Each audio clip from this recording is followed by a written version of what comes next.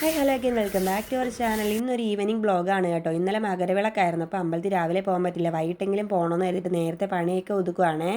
അങ്ങനെ പണിയൊക്കെ ഒതുക്കി കൂളിയൊക്കെ കഴിഞ്ഞ് നേരെ അമ്പലത്തിലോട്ട് പോയിട്ടോ.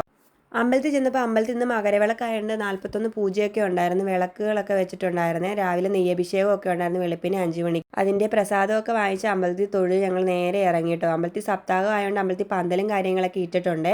അതിൻ്റെ വീഡിയോസൊക്കെ വരുന്നതായിരിക്കും. 19-ാം തീയതിയാണ് ഞങ്ങൾക്ക് സപ്താഹം തുടങ്ങുന്നത്. നേരെ നമ്മൾ പോയത് കൊച്ചമ്പലത്തിലേക്കാണ് കേട്ടോ. അവിടെ തിരക്കായതുകൊണ്ട് വണ്ടി ഇച്ചിരി മാറ്റി വെച്ചിട്ട് ഞങ്ങൾ അങ്ങോട്ട് നടന്നു പോവുകയാണ് ചെയ്തത്.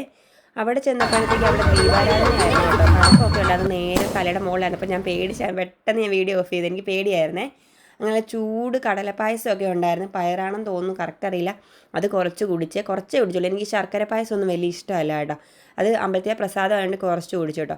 പിന്നെ നമ്മുടെ നാടിൻ്റെ ഭയങ്കര ഒരു ഇതായിട്ടുള്ള ഒരാളാണ് നമ്മുടെ വെളിയനാട് പ്രമോദ് എന്ന് പറയുന്നത്. ദുൽഖറിൻ്റെ കൂട്ടത്തിലും ടൊവിനോയുടെയൊക്കെ കൂട്ടത്തിൽ ഇഷ്ടംപോലെ വേഷങ്ങൾ ചെയ്തിട്ടുണ്ട് കേട്ടോ. പുള്ളിനെ ആദരിക്കുന്നതും പിന്നെ 2-3 കലാകാരന്മാരെ ആദരിക്കുന്ന ചടങ്ങൊക്കെ ഉണ്ടായിരുന്നു. ഇത് ഇപ്പം നോക്ക്, നേരത്തേനെക്കാട്ടി ആൾ ഒത്തിരി കൂടി കിട്ടോ. കാരണം നല്ല രസമുണ്ടായിരുന്നു ഇവിടെ നിൽക്കാനും ആ ഫംഗ്ഷൻ കേൾക്കാനൊക്കെ. അതിന് അയ്യപ്പ സ്തുതി ഉണ്ടായിരുന്നേ. അതും കണ്ട് നേരെ വീട്ടിലേക്ക് പോകുന്നു. വീഡിയോ ഇഷ്ടപ്പെട്ട ലൈക്ക്, ഷെയർ, സബ്സ്ക്രൈബ്, സപ്പോർട്ട് ചെയ്യാൻ താങ്ക്സ് ഫോർ വാച്ചിങ്.